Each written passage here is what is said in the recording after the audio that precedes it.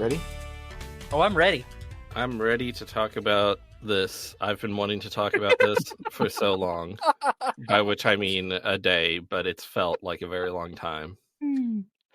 Time ceases to have any understandable meaning once you've seen the great mission to rescue Princess Peach.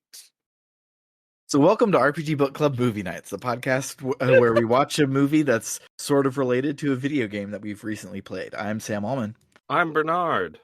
And I'm Trish. And today we'll be watching the Mario anime. I can never remember what it's called. Super Mario Brothers, the great mission to rescue Princess Peach. Yeah, that one. But before we get to all of that, how was everyone's week? I, for a long time, have been interested in getting into fighting games, and I've never done it because it seems like it would take a lot of time and effort, and I'm already committing time and effort to a lot of things. But today, I played a bit of Tekken, by which I mean I played a bit of Tekken 1 for the PlayStation 1. For some reason, I turned it on and played a bit of it, and it was fun. I didn't know what I was doing.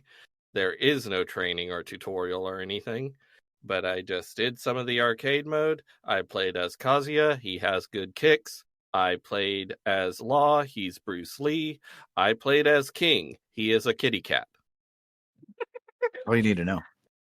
I really love I'm not into fighting games, but if I had to be into a fighting game, I would probably choose Tekken because it is to me the perfect combination of extremely goofy and silly, but also with like weirdly deep and intricate lore. Yeah. I mean, and also really big eyebrows. Yes, there are good eyebrows and some wild hairstyles. And a bear. Well, the two bears, actually, I think. Oh my. That's a lot of bears. I don't know if I'll actually get into, if I'll actually, buy and play Tekken 8 or whatever, but I think if I want to get into a fighting game, I probably want to get into Tekken because even though it's apparently a particularly difficult one, I've heard that the way you choose your first fighting game is you just choose the one that looks coolest to you. And Tekken looks really cool. I like that it's on a 3D environment. It makes it look a lot cooler, in my opinion. Mm-hmm. My only fighting game that I've ever been moderately good at is Tekken 3 for the PlayStation 1. Mm-hmm. It's a good one. I would would depend on if I was playing my older brother or my oldest older brother or my next oldest brother, because the oldest was an asshole and was better at the game than me. So the secret character in Tekken 3 is like literally Satan, and if you hold R1 and R2, whatever combo of the fight pad that would go out to, he just jumped in the air and breathed fire everywhere, and it was basically unblockable bullshit griefing move, and I would do that over and over again if I was fighting my older brother. That's what I did. So I specifically only really played Tekken, and I think it was the same Tekken at arcades. Like if I was at the bowling alley, I would do, and I would pick Ogre, and I would do the stupid breathing fire move because it was fun. Yeah. Apparently Tekken also has some sort of wooden puppet named Mokujin, the training dummy made from a 2,000-year-old oak tree. Mm-hmm. That's cool. Very cool. Yeah. It's also got a fully licensed character in it, which I think is hilarious. Who? Gon. He's a manga character from somebody unrelated to Tekken. And then Tekken 7 had some wild guest characters. Some guy from Walking Dead and Noctis. Wild.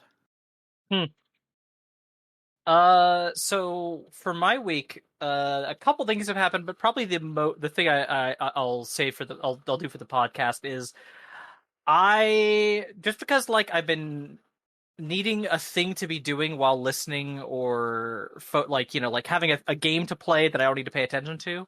I have reinstalled Pokemon Legends Arceus and gotten back to it, and by getting back to it I've continued what I was doing before, which I haven't actually finished all the post game. Like I've finished the main story really, but I haven't done all the post game content. But that's not what I'm doing. What I'm doing is getting a perfect on every single Pokedex entry in the game. Nice. Now, if you've not played Pokemon Legends Arceus, that's not that's not an easy thing because with each Pokemon in this game, they have a bunch of different tasks and different levels of doing all the tasks. And to get a perfect, you have to do all of them to the max. And like for some Pokemon, that's not very hard. For some of them, it's grinding for hours and hours and hours. For example, Silcoon and Cascoon, I had to catch a certain number of them and I had to beat a certain number of them in battle. And those only spawn sometimes in one area of the game when the game feels like it. Beautiful. And so I just constant, and it's not an easy thing like, oh, well, just clear the ones who are there. It's like, no, you can't control how often the stuff will spawn in. And so I just end up going in, checking, nope, nothing there. Okay, I'm going to go back to town, come back, rest a day, go back, check again, and just repeat this on loop, maybe getting 1 to 3 of Silcoon or Cascoon each time, over and over and over again. The other infuriating thing is there's some entries that are like, oh, hey, you need to see this Pokemon do this move 40 times. So the Ugh. easiest way to do that, obviously, is to have it be your Pokemon and you use the move. Now, the thing about doing that is that if it's, say, the move Fire Blast, an actual move you need to do for Rapidash, the Fire Blast has a PP of 5. Use it 5 times, and then you run out. And there's nothing in this game to raise that. There's no PP ups. There's no PP maxes. You can't get your PP up? Giving you a look, Bernard. I'm sorry. You're fine. You're fine. Yeah. So that's just so much grinding business. But I kind of need grindy bullshit to do while I'm like watching Spectacular Spider-Man with someone or listening to someone read a book to me. Like it's good to have a video game to like lightly pay attention to while that happens. So I've been doing that. The reason you do this, the reason I'm putting myself through this grindy bullshit hell, is because having a perfect on a Pokemon's Pokedex gives even better shiny odds. And I like shiny Pokemon. In the course of since I've reinstalled it now, I have caught 3 new shiny Pokemon, all of whom are Pokemon I have perfect Pokedex entries for. One was a Buizel, which I'm not the biggest Buizel fan, but it's cute enough. Not a great shiny. And the other 2 were both Bidoofs, because Bidoofs are everywhere. And I have a perfect Bidoof entry. So I now have 2 shiny Bidoofs, and I was like, I guess I can I can evolve one to the Bibarel stage, so I'll have a shiny one of that too. But then I found out I have a friend who really likes Bidoof, so I'm gonna send that cutie a Bidoof as a courting gift. And hopefully you can really get bitches with Bidoofs. I hope. But yeah, that's what I've been doing. Sam, what about you?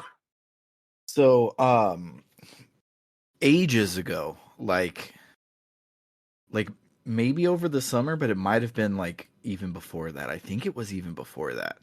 When I was I was visiting my sister. She gave me a DSi and a DSi XL, both of which were too broken for her store to fix, and so they were throwing them away. And she's like, "Sam's a freak. I'll give them to him, and he can tinker with them." And after this week's news of Akira Toriyama passing, I was not doing very good.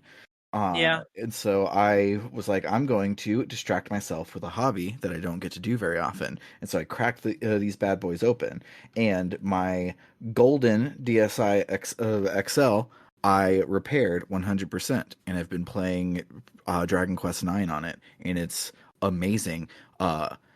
Portable emulator devices should have shittier screens so that it matches the pixels. Because like Dragon Quest IX does a thing where all the NPCs are sprites and all of the important people are 3D models, and you can barely tell on the DS because the resolution is so small, but it looks stupid when you play it on an emulator with anti-aliasing because you have these HD models and 16-bit people, and it doesn't work on emulator, but it looks fantastic when the resolution is tiny.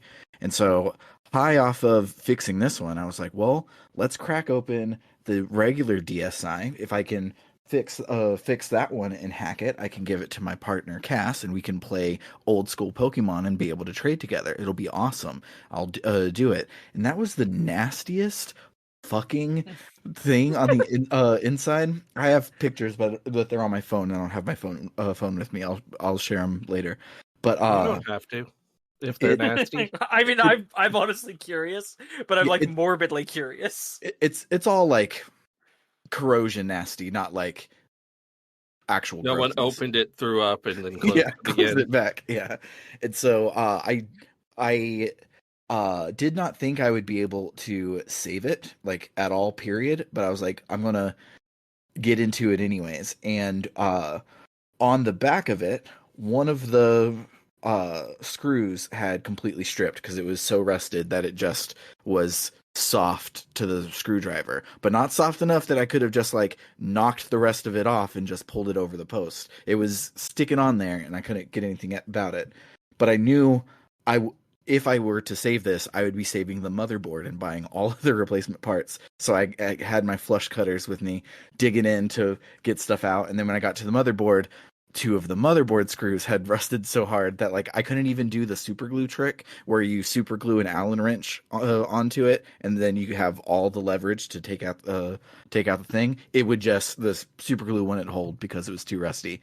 And so I had to also use I used a drill to go from the front of the DSi to put me a little hole right around where it's supposed to be so I could then cut off the bottom of the plastic post with my flush cutters. And I finally got it open and it was absolutely horrifyingly gross on the backside of it.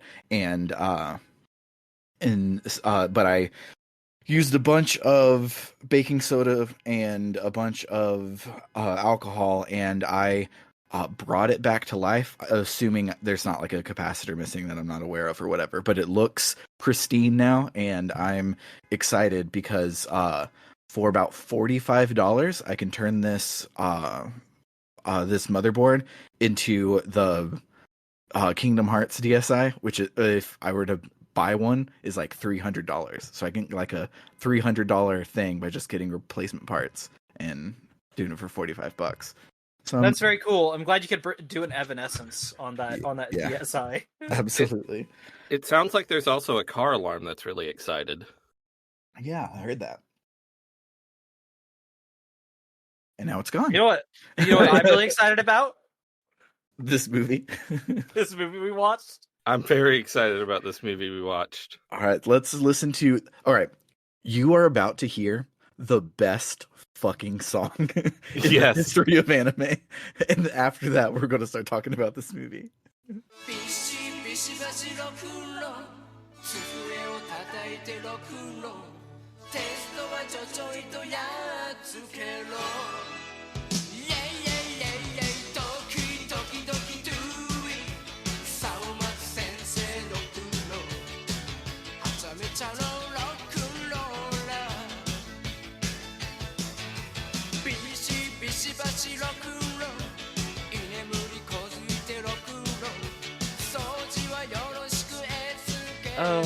Okay.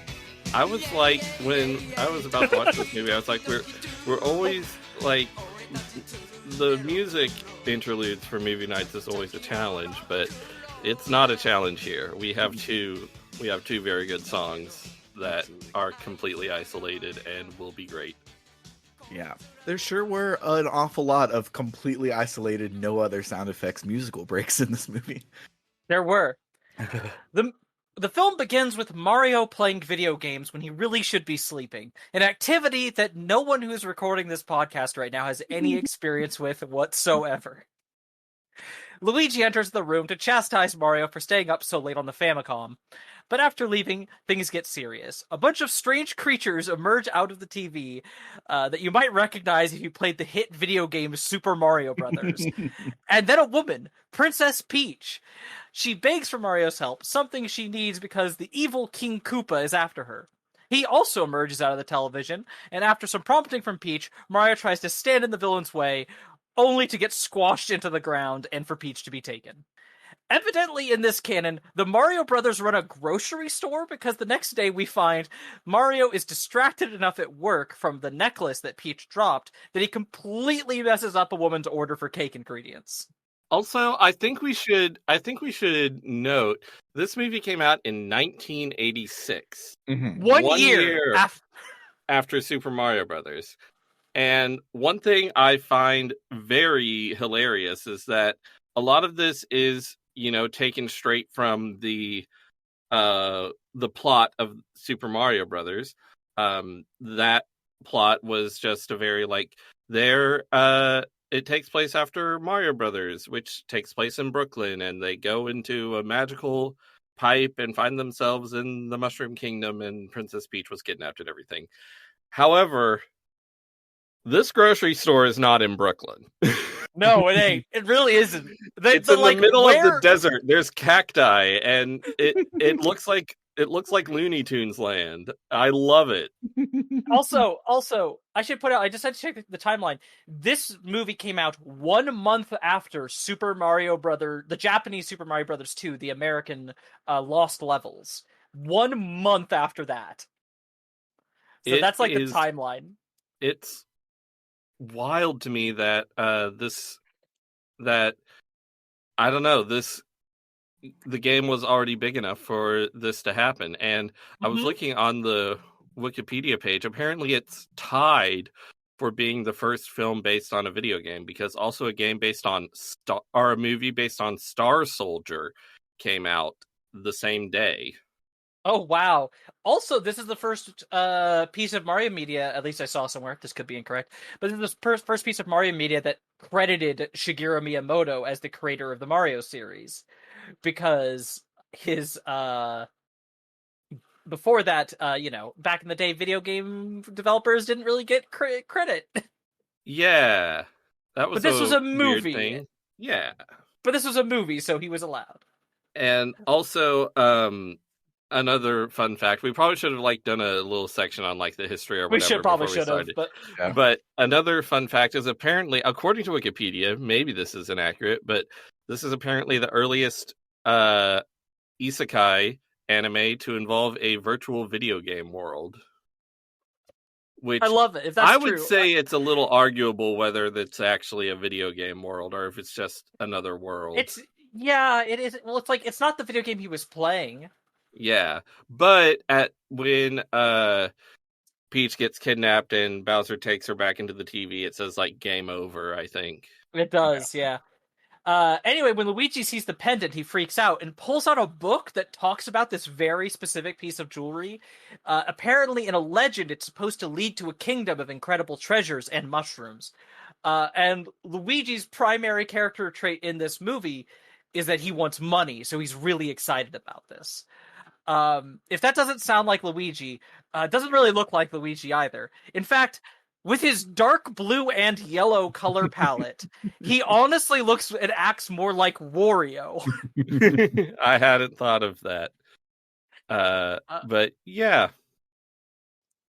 Before they can further consider how to use this necklace to find the kingdom, a very strange-looking dog enters their store and takes the necklace away. They chase after the dog, which eventually leads them to some pipes, one of which transports them to another world. There, they find an old man who explains the plot of Super Mario Brothers to them. King Koopa's kidnapped Peach, the denizens of the Mushroom Kingdom have been turned into bricks and stuff, that whole shebang. He recommends they start out by seeking the 3 power-ups before reaching the villain. The mushroom, the flower, and the star. Kind of wild to think there was a time when there were 3 power-ups in the entire Mario series. How far we've come. From there, we get the music montage as the heroes go out to try to save the day. By which I mean it's literally like a cover song about them saving Peach, put to extremely cheap travel animation. Literally, some of these montages are repeating loops of about like 20 frames. As they make camp for the night, the two start to get really hungry, and a pair of Goombas tempt Luigi away with some mushrooms. Or the promise of mushrooms, rather. When Mario, who had nodded off, wakes to find his brother is gone, he runs off to find Luigi has eaten laugh mushrooms, which are a thing he knows about. They do exactly what you think. In order to solve the problem, he gets Luigi to eat some crying mushrooms and angry mushrooms. But just as it seems Luigi's doing better, Mario gets taken away by a paratroopa to be fed to her bird children. And here we reach the part in the story where Mario gives children drugs. You know what? Anyway, Mario saves himself by feeding the chickens some of the mushrooms he still had on him. And that's when Luigi got brought up to the nest for food. And Mario tricks them into thinking Luigi is rotten, and then has the kids ask their mother for Hamburg steak. So the mother goes away to get them Hamburg steak, and they are like, okay, we'll climb out of here now. And hey, just so happens the super mushroom that they're looking for is right above them. But after they get it, they immediately start to fall off the mountain. But the chicks fly to go catch them, which works just well enough for them to not die from the fall damage. And then all the mushrooms around them turn back into toads, who are all women and all very into Mario. And I think the artists were into them, just the way the way they're drawn and animated. Some of those toad ladies are really gorgeous. So, Toadette confirmed 1 year after none of them are Toadette. The one from the later scene is Toadette. I'm telling you, she's the one who had the right color palette. Anyway, they thank Mario and his brother and send them on their way. We get another song and travel montage. Not a different song, just more of the same song. I mean, I'll listen to that song as many times as they want me to. It's a good song. They are guided to a flower field by some Goombas, only to find that or the same Goombas from before, rather, only to find that it is full of piranha plants. They defeat the creatures, but then a Lakitu starts attacking them. Now, if the Lakitu plus a flower field is reminiscent of like a chapter from an RPG we just played, you're not wrong. But here, instead of throwing like the spinies and then they start crawling, the Lakitu throws them in ball form and then has to do a whole set of weather manipulation to get them to emerge into the spiny form and to then attack the heroes. Mario uses a beanstalk to defeat the Lakitu, take his cloud, undo the spiny weather thing by just doing the thing again. And then a toad lady shows up and they get the fire flower power up. Except it's just called the flower, not the fire flower here. Man, and the cloud, the cloud was the toad woman, who does look like Toadette. This movie's weird. It's so weird. It's like dawning on me again how weird it is. I did put this in my notes, but before we started recording, my wife came in to insist that I bring this up, so I'm going to. In Japanese, Lakitus are named, I'm probably going to pronounce this wrong, Jugamo. They're Jugamus, which is based off of Jugamu is a famous Rakugo story. Rakugo is a form of Japanese spoken entertainment. It's like if stand-up comedy was also like a bard routine. I don't know how else to describe it in a short time period without prepping an explanation. Anyway, there's a whole joke in the movie about that. Apparently, this is a thing that gets referenced in a lot of media. I got it in. I sure didn't know any of that watching this, and I was pretty confused by this scene. Although I will say there was a translation note. There was a translation note about it. I think I missed the translation note, or I don't know. But I do appreciate how a single Lakitu is such an impediment for Mario and his brother, because that's true to the game. I was going to say, in the original Super Mario Bros., Lakitus might be the most frustrating enemy in the entire game. I would say Hammer Brothers are Hammer Bros worse, are worse, but but Lakitus can be Lakitus really bad. Lakitus. They follow you the whole stage. Yeah, They're nasty. and you get rid of him, and it's like, okay, he'll be back in 2 minutes. Good Yep. job. Anyway, we get another song and travel montage. And this time they find themselves pushed towards some mines by those Goombas again. And those mines are full of gold. Luigi is very happy because, again, he really likes money. But then it turns out that they are now trapped in that gold mine, and the exit is being guarded by a Hammer Brother. Mario is really worried if he's going to be able to save Peach in time, which now means we cut over to the princess as King Koopa is being adorable at her, but she's having none of it. Seriously, I love that Bowser slash King Koopa, they can only call him he wasn't called Bowser at this point, in this movie, just like he has two modes. He has scary villain mode and the sweetest person in the world mode. And it's really funny how he just goes back and forth between them. It is. It's.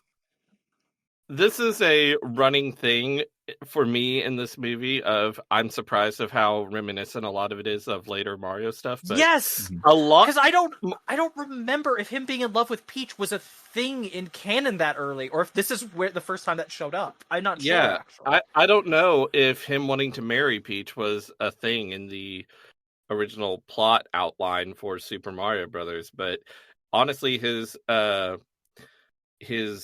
characterization Dorkiness. reminded me specifically of the 2023 Mario movie a lot. Oh, really? I haven't seen the 2023 Mario movie, so I would not know. It's I was gonna say it reminds me fine. a bit of his Paper Mario.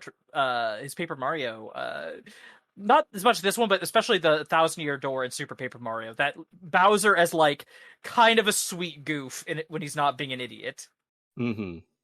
Sort of characterization. So I just looked up on Legends of Localization. The original Japanese manual does not say marriage; it just says she's in the clutches of the great demon King Koopa. Interesting. Okay, then. So tentatively, this movie might be the first time that happened. Neat. Also, I have a question that maybe someone knows an answer to. When was she first called Princess Peach? Because wasn't she originally Princess Toadstool? No, Toadstool was an American localization. She was always Peach in the or in the Japanese version. The localization started calling her Toadstool to start with, and then eventually, I think with Super Mario 64, was when they made her Princess Peach Toadstool. Yeah. Interesting. Okay, yeah, because I was always under the impression that Princess Toadstool was just her real name, and then they started calling her Peach with Super Mario 64. So when I saw that this OVA has Princess Peach in it, I was confused. But it's a Dr. Eggman sort of thing, I guess. Mm-hmm. I mean, the Dr. Eggman situation is made much more confusing by the fact that it feels like English and Japanese Sega teams hate each other with a fiery passion and actively try to sabotage each other's canon at all steps. Yeah, that was a weird situation. That was a very weird situation. Though I do say, again, I keep having to call him King Koopa in this script because he is King Koopa. Bowser's an American thing. Mm-hmm. Yes. Even in Japanese, I think he's still King Koopa to this day. The villain Bowser is an American thing. His name is Doug. Yeah. Anyway, Peach is no matter how cute he is, Peach is having none of it because of, the kidnapping. She tries to trick him into caging himself, but it doesn't work. Also, King Koopa can shapeshift. I don't know what to tell you. It's just a thing in the scene.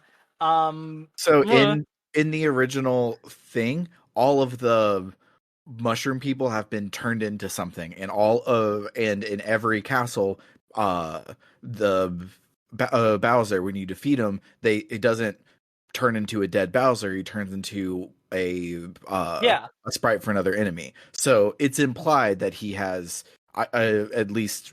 He can turn things into other things is one of the powers that he has. True. This is true. They have to go off. So but also, presumably, you sort of just have to make the connection. Oh, I guess he can change himself into other things too. Yeah. Yeah, I will say that the thing you're talking about in the original game only happens if you defeat the enemy, the fake Bowsers, with fire flowers. If you defeat Mhm. them with the axe, you don't get that weird thing. Yeah. Yeah. Uh, This scene where she's trapping Bowser, I really really like it was because really good. I read the actual fairy tale Puss in Boots for the first time this week, and this was a reference to Puss in Boots. So in Puss in Boots, he goes to an ogre who has this big castle that he's trying to steal the castle from him, and the ogre can shapeshift. So he asks the ogre, "Oh, I bet you can't turn into a lion," and then he does. "Oh, I bet you can't turn into a blah blah blah," and he does. And he's like, "Well, I bet you can't turn into a mouse," and when he does, Puss in Boots eats him, and that's how he steals the castle. And so that's what she was doing here, was making him do all of this nonsense things, and then she put him in a box, but he broke out.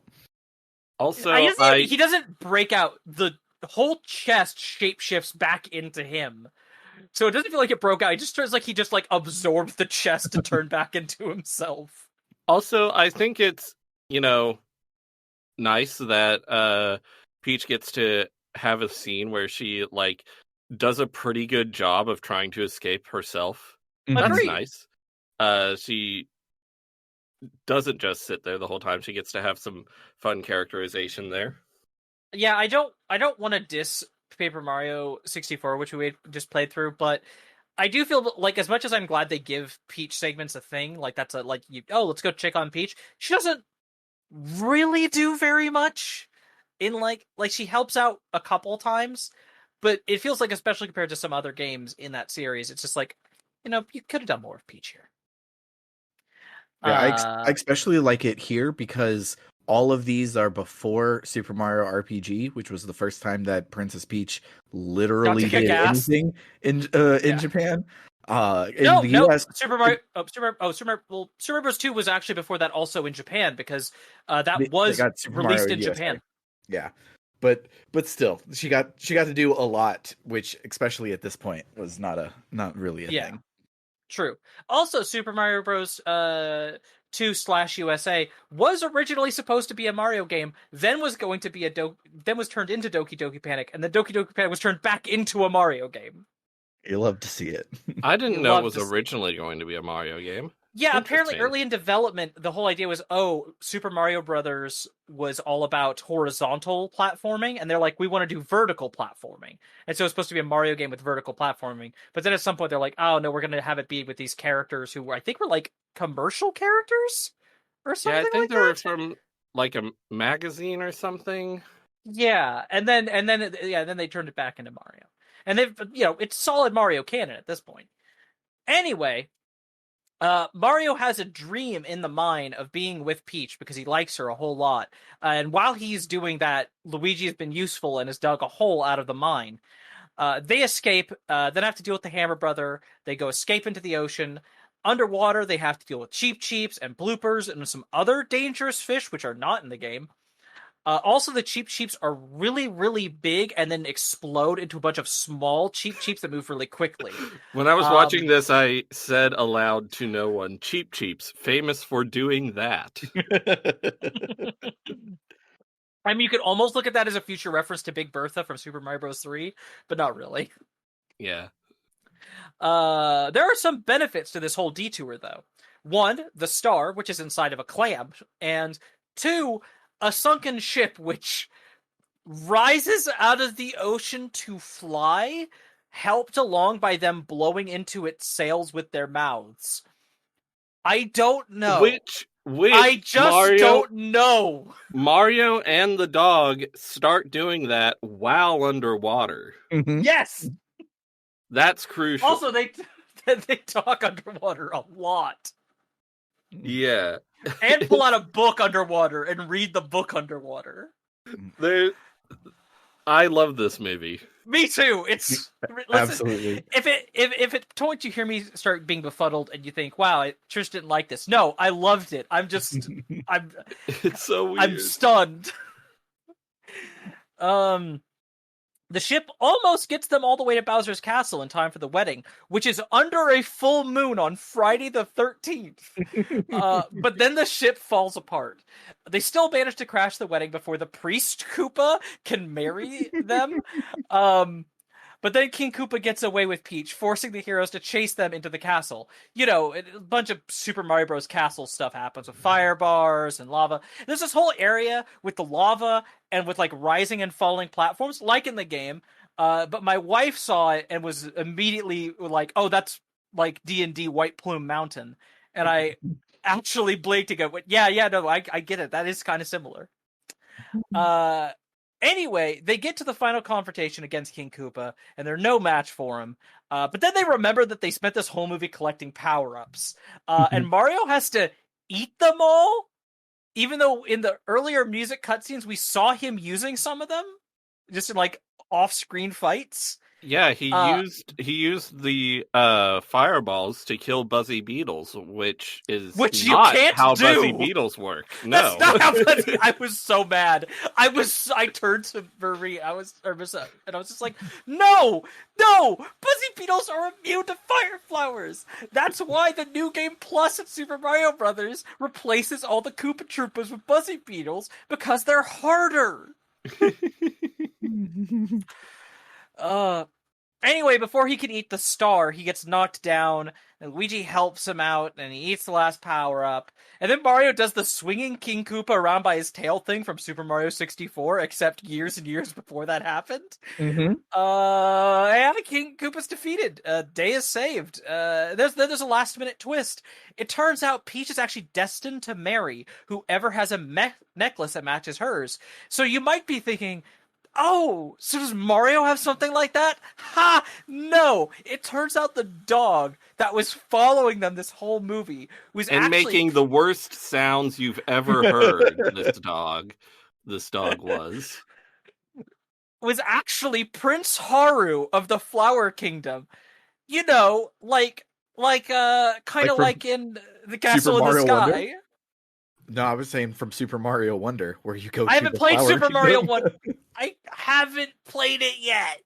I was referencing the Diana Wayne Jones book that was adapted into a Hayao Miyazaki film, namely Howl's Moving Castle, which has a prince that turned into a dog. Well, actually, I think the prince might have been turned into the scarecrow. I can't remember which one. Anyway, he turns back to human because King Koopa's defeated, and they're gonna be engaged now, and Mario's really sad. Peach kind of is like, oh, it's okay. And then Mario and Luigi go back to their home over the credits. The end. Well, there's the post-credits. There's the post-credit scene. Wait, there's a post-credit scene? Nick Fury comes and recruits the Mario Brothers. This is frankly you. No, in the post-credit scene, the lady who got the shitty pie ingredients comes to a grocery store, and the Koopas are rounding the grocery store at this time. Oh my god! She turns to the camera, does a weird ass pose, and then it says "Game Over." And I laughed so hard when she turned to the camera and did the little pose. I lost my shit. I'm watching it right now because I saw there was so little time left. I thought, oh, that's the end of the movie. Oh my god! But yeah, that's the movie, everybody. That's it. So we're going to listen to the other phenomenal song, and then we're going to talk about all of our favorite parts of this movie. It'll probably take about 60 minutes, because that's how long this movie is, and I loved every minute of it, basically.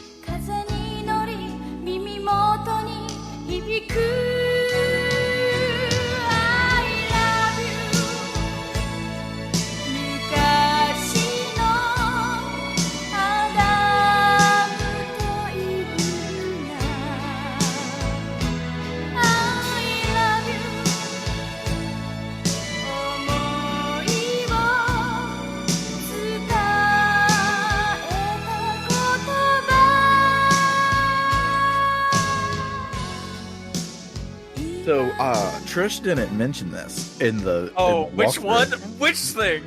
The walkthrough? The dog looks like a Wiggler, and Wigglers does! won't be invented for 4 more years. I hadn't put that together, but yeah, the dog does look like a definitely... Wiggler. It does look like a Wiggler. There were lots of things where I was like, is this a total coincidence? Did this inspire something in later Mario, or is this a reference to some cultural touchstone that I'm not familiar with because I live on the other side of the planet? Like, is defeating something by swinging it around by the tail, like, is that something some folk hero does or something? Or is it just wild that Mario happened to do that in this movie? I have no answers for you. I only have to go, yeah, no, that was wild. And Also, we didn't also, mention weird things. Oh, please go ahead.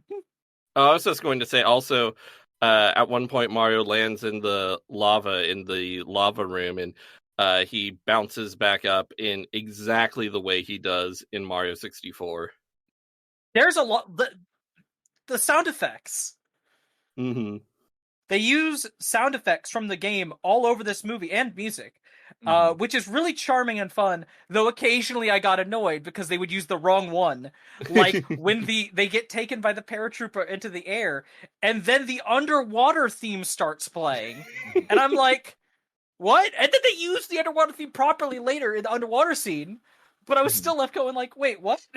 There weren't a Yeah. lot of musics in the first There Super Mario weren't. Brothers. They had some of them are gonna have to pull double duty. Every fight scene was underscored by the underground theme because it's the closest thing Mhm. they had to a fight song in the original.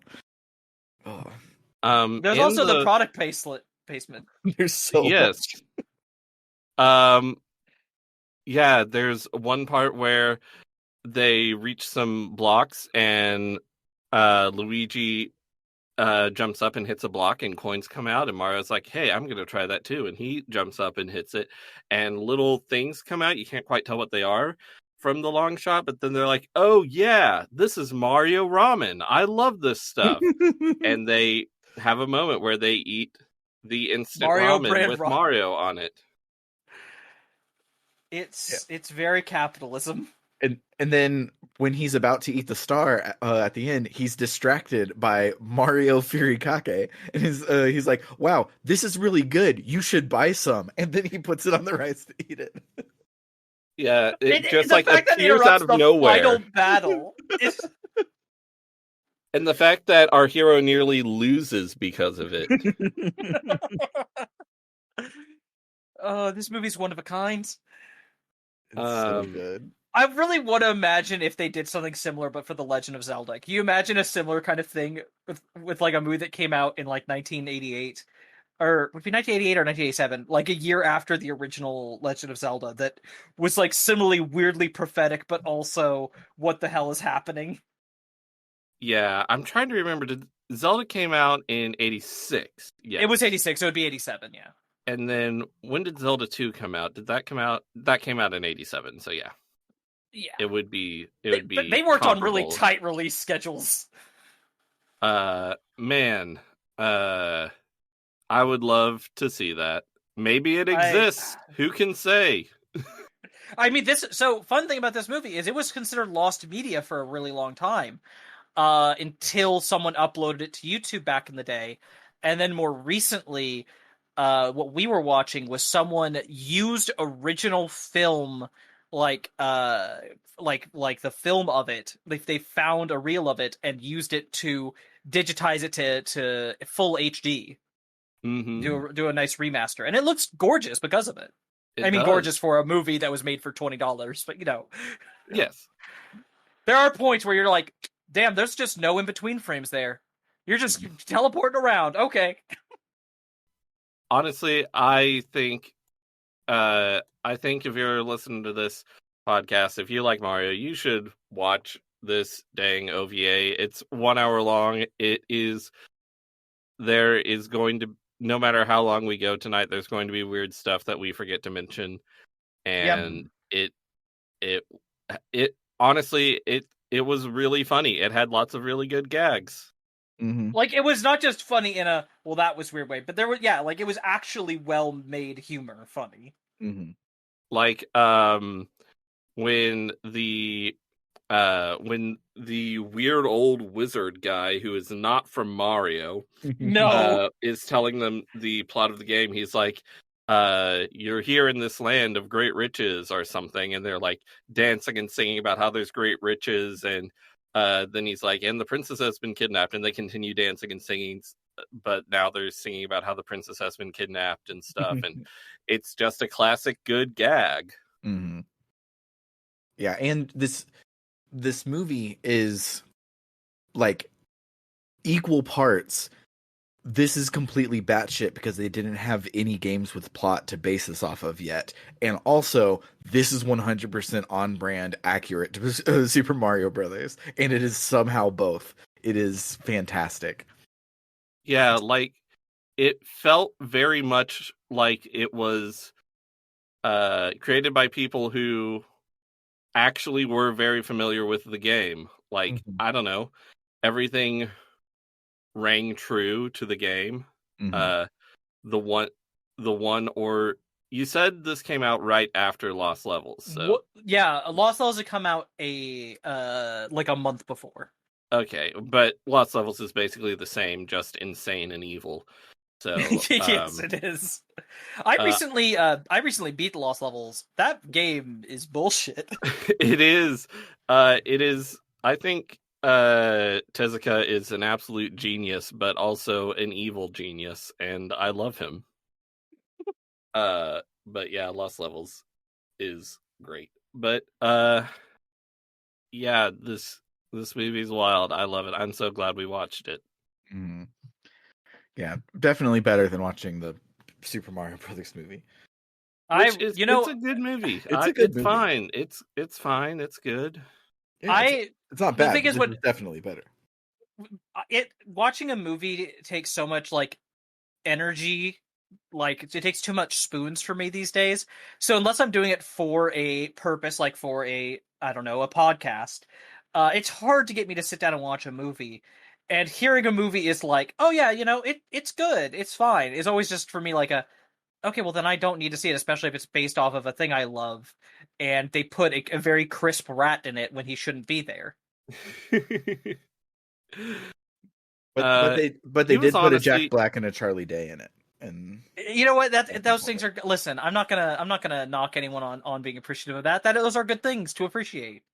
honestly, the wild thing is that Chris Pratt is not the weakest link in that movie. The Please tell weakest me, link is is it Fred Armisen. Yeah, Fred Armisen fucking blows in that movie. He, I, who is he? Who does he play? Cranky Kong, and Why is Fred Cranky Armisen. Kong? Why is Cranky Kong in that movie? They go to the whole Kong kingdom. Because Mario is a spin-off of Donkey Kong.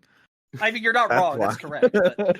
But But Fred Armisen, I like him sometimes. A lot of Portlandia skits are funny, but he fucking sucks in that movie. He absolutely does.